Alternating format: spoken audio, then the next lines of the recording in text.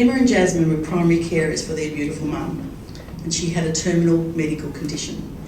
At the time of their mum's diagnosis, that's when they become primary carers.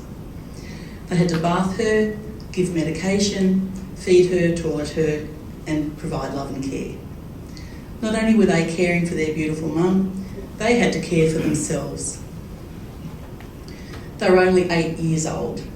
This June, our mum died 4 years ago. We cared for her for 10 years at the age of 8 years old. We care for each other now with the help of Ronnie and the Carers Foundation. As much as we loved our mum, caring was a very difficult journey for the both of us. At times we had some very serious mental health issues. I myself became very suicidal, and then I met Ronnie and she saved my life.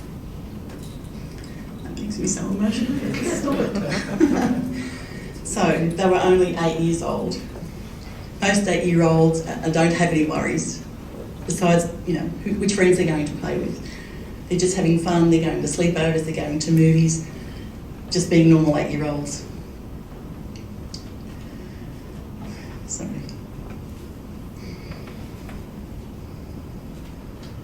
Whilst we want this to be the reality for every child, sadly this situation isn't unique. In fact, it's only one of the many, many situations and stories that we've seen over the last 15 years. You're here in Australia too. Typically, these children care for a family member with a disability. They may have a cancer, they may have a chronic medical condition or a mental health issue. They don't have a choice to be a carer. Usually the other parent has to work, or often they've actually left the family because they couldn't cope. These kids live with extreme stress and anxiety due to the demands thrust upon them as carers. Consequently, 2 out of 3 of them have mental health issues ongoing. Their moments of happiness and possibility are few and far between, and they're just such amazing young kids. The reality right now is there are 420,000 young carers in Australia under the age of 25.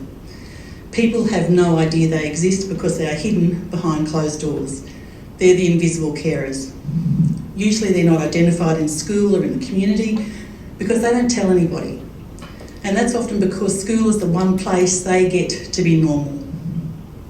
As we sit here tonight, there are children feeding their parents, their brothers, their sisters, they're toileting, showering, getting them ready for bed, giving medications, or worst case scenarios, they're actually assisting them having a seizure or other life-threatening situations. Obviously the goal is that no child has to provide support and care to their family on their own. Whilst we passionately advocate for that, the reality is, without a radical shift in funding, this is not going to happen anytime soon. We recognise the enormous stress and pressure on these kids, and therefore we equip them with the skills and the strategies to navigate their caring role successfully. The entire trajectory of their lives is impacted by their caring role. The Carers Foundation has a proven solution to change the lives of teens by providing 3-day resilience programs, where for the first time they get to be heard. They get to be people that really understand their situation and they get cared for. These kids usually arrive and they're totally disengaged, they're stressed, they're highly anxious, they're depressed and often suicidal. That's their normal everyday. Our activities are mental health focused. We include counselling, meditation, we do mindfulness, we do creative therapies, we have music, all by qualified professionals. During the program, they make friends, often for the first time in their life. They learn about self-care, mental health resilience, stress management strategies, and all to increase their capacity so they can cope. We can't change their situations at home, but we can change the way they deal with it by empowering them with the essential tools and skills they need to cope every day. We see these kids transform in 3 days, going from disengaged and depressed to becoming empowered and connected. Often, this is the first time they have experienced being in a kind, loving environment where somebody cares for them.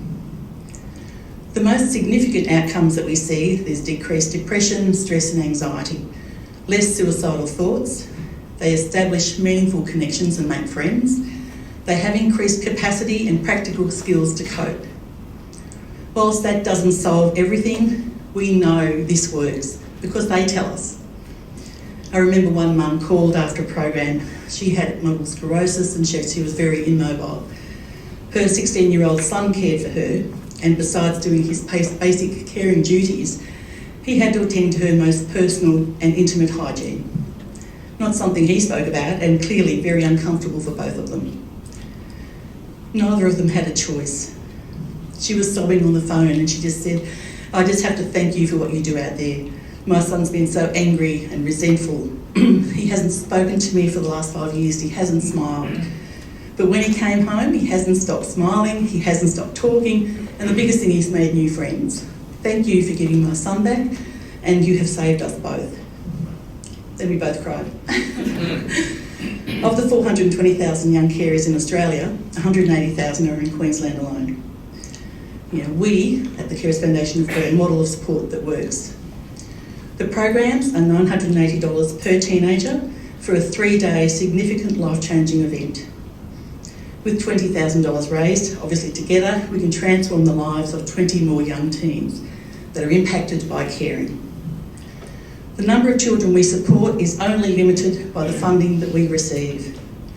Every child deserves the right to grow up and be a normal teenager. So together, tonight, we can do everything in our power to make sure that these kids have the skills and support they need to become successful, happy adults. And you can help us achieve that.